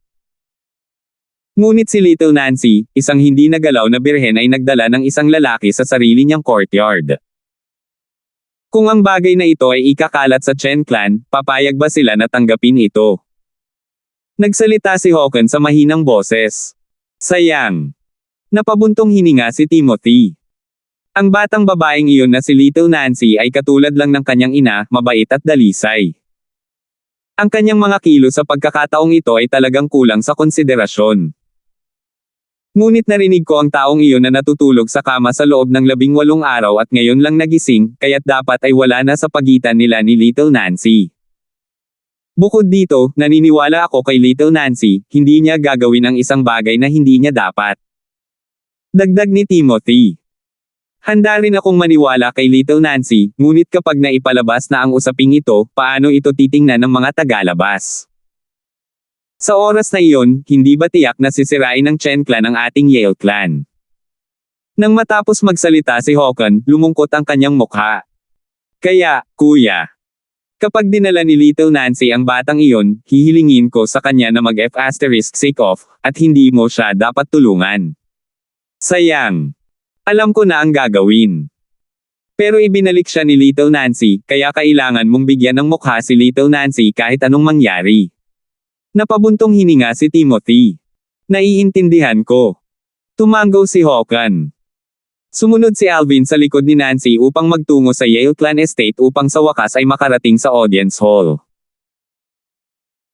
Nang pumasok siya sa audience hall, napansin ni Alvin ang dalawang titig na nakalock sa kanya sa unang posibleng sandali, at minsan sa mga titig ay maayos pa rin dahil medyo magalang ito, samantalang ang kabilang tingin ay hindi lamang mabangis, ito ay walang pigil. Bahagyang lumubog ang mukha ni Alvin, at pagkatapos ay itinaas niya ang kanyang ulo upang walang takot na salubungin ang tingin ng may-ari ng pangalawang tingin, si Håkon, na nakaupo sa upuan sa ilalim ng upuan sa ulo. Ang kanyang espiritual na lakas ay nawala at nakita ni Alvin sa unang posibleng sandali na ang kultibasyon ng taong ito ay nasa unang antas ng void interpretation stage. Ama. Pagkatapos niyang pumasok sa audience hall, yumuko si Nancy kay Timothy bago tumingin ng walang pakialam kay Håkon. Pangalawa tiyo. Malamig na ungol ni Håkon, at ang malamig na ungol na ito ay itinuro kina Alvin at Nancy. Little Nancy, lalo kang nagiging bastos ngayon. Hindi ko alam kung bakit. Pero ngayon parang may mali sa mga taong kakilala mo. Ang pag-aaral ng masama at hindi ang mabuti ay hindi magandang ugali. Kapag pumunta ka sa Chen clan sa hinaharap, hindi ba kukutsain ng Yale clan ang ating Yale clan? Malamig na sumulyap si Håkon kay Alvin, at pagkatapos ay tumingin siya kay Nancy at nagsalita ng sarkastiko. Pangalawa tiyo. Bahagyang naging malungkot ang ekspresyon ni Nancy habang nakatingin kay Håkon at sinabi sa mahinang boses, siguro hindi ka nasaktan ng kaibigan ko, tama? Sa anong batayan mo siya pinagsasabihan ng masama? Bukod pa riyan, nasabi ko na rin na hindi ako magpapakasal sa ganoong kagalingan ng binata mula sa Chen clan. Kung gusto mong pakasalan siya, pagkatapos ay pakasalan mo siya. Ikaw. Nagalit si Hoken hanggang sa namula ang kanyang ekspresyon, at pagkatapos ay tumingin siya kay Timothy. Kuya, tingnan mo. Ito ang magaling mong anak. Munting Nancy. Nakakunot ang noo ni Timothy habang nanunambot. Paano ka nakakapagsalita ng ganyan sa second uncle mo? Pangalawa tiyo. Tumawa si Nancy, at tumawa siya ng mapanuksong ekspresyon. I took him as my second uncle, yet he take me as his niece. For the sake of flattering the Chen clan, for the sake of forming a relationship with them, and for the sake of his own benefit, he secretly sold me off. Wala akong second uncle na tulad niya. Nang matapos siyang magsalita, may determinadong ekspresyon si Nancy. Ang mga hysteric na salita ni Nancy ay hindi lamang nagpasindek kina Timothy at Hoken, nagulat pa ito kay Alvin. Ito pa rin ba ang sobrang magiliw na Little Nancy? Ngunit halos naunawaan ni Alvin ang hidwaan sa pagitan ni Nancy at ng kanyang pangalawang tiyo sa pamamagitan ng kanyang mga salita.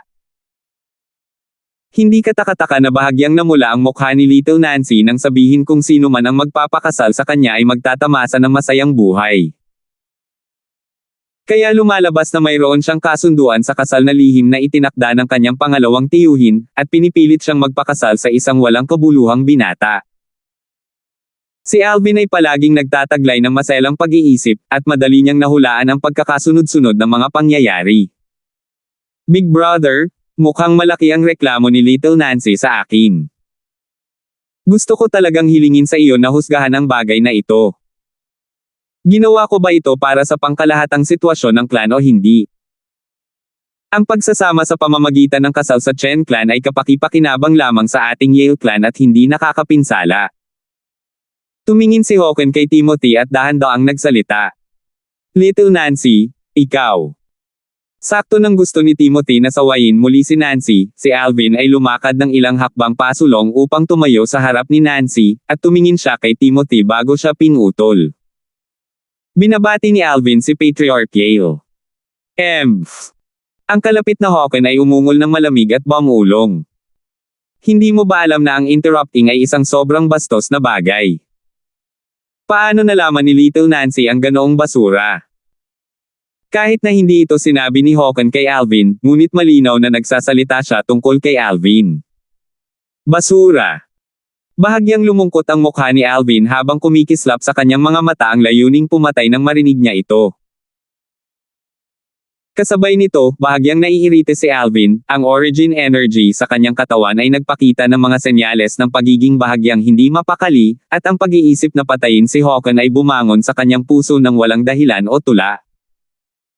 Higit pa rito, ang ganitong uri ng bagaman ay lumakas, at tila walang tigil na hinihimok nito si Alvin at gustong kontrolin ang kanyang damdamin. Sa ilang sandali, si Alvin ay natakot hanggang sa punto ng pagpawis ng malamig. Matapos huminga ng malalim ay nabawasan ang kanyang hindi mapakali na damdamin, at siya ay nabigla sa kanyang puso. Kailan ako naging ganoon kadaling magalit? Pakiramdam ko ay medyo wala sa aking kontrol ang nararamdaman ko. Mukhang totoo talaga ang panaginip na iyon.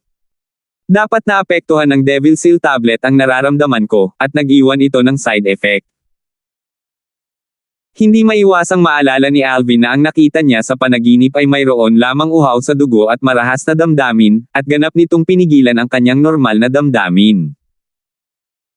Kaya't halos natukoy niya na ito ay isang side effect na naiwan pagkatapos na bigyan ng Devil Seal tablet ang matinding lakas para patayin ang lahat sa kanya. Akala ko noong una, dahil mayroon akong Devil Seal tablet, ito ay makapagbibigay sa akin ng lakas anumang oras kapag nakatagpo ako ng mga panganib sa hinaharap, at makakaasa ako sa lakas na ibinibigay nito sa akin upang maalis ang lahat ng mga hadlang. Ngunit ngayon ay tila hindi ito ganoon ka-simple. Kasabay ng pag-ayuda sa akin ng Devil Seal tablet, nag-iwan din ito ng matinding pinsala at depekto sa aking kaluluwa, na naging sanhi ng pagkawala ng aking damdamin. Marahil kung mangyari muli ang insidente sa panaginip, ang aking damdamin ay magiging mas hindi ko makontrol, at sa bandang huli, kahit ako mismo ay lubos na hindi makokontrol, na naging dahilan upang ako ay maging isang tunay na diablo. Nang mag-isip siya hanggang dito, nakaramdam si Alvin ng bahagyang takot sa kanyang puso. Oo naman, ang isa ay kailangang magbayad ng halaga kapag gumagamit ng lakas na hindi pag-aari ng isa. Walang libre sa mundo. Salamat po at sinamahan ninyo ako, ingat lagi mga master.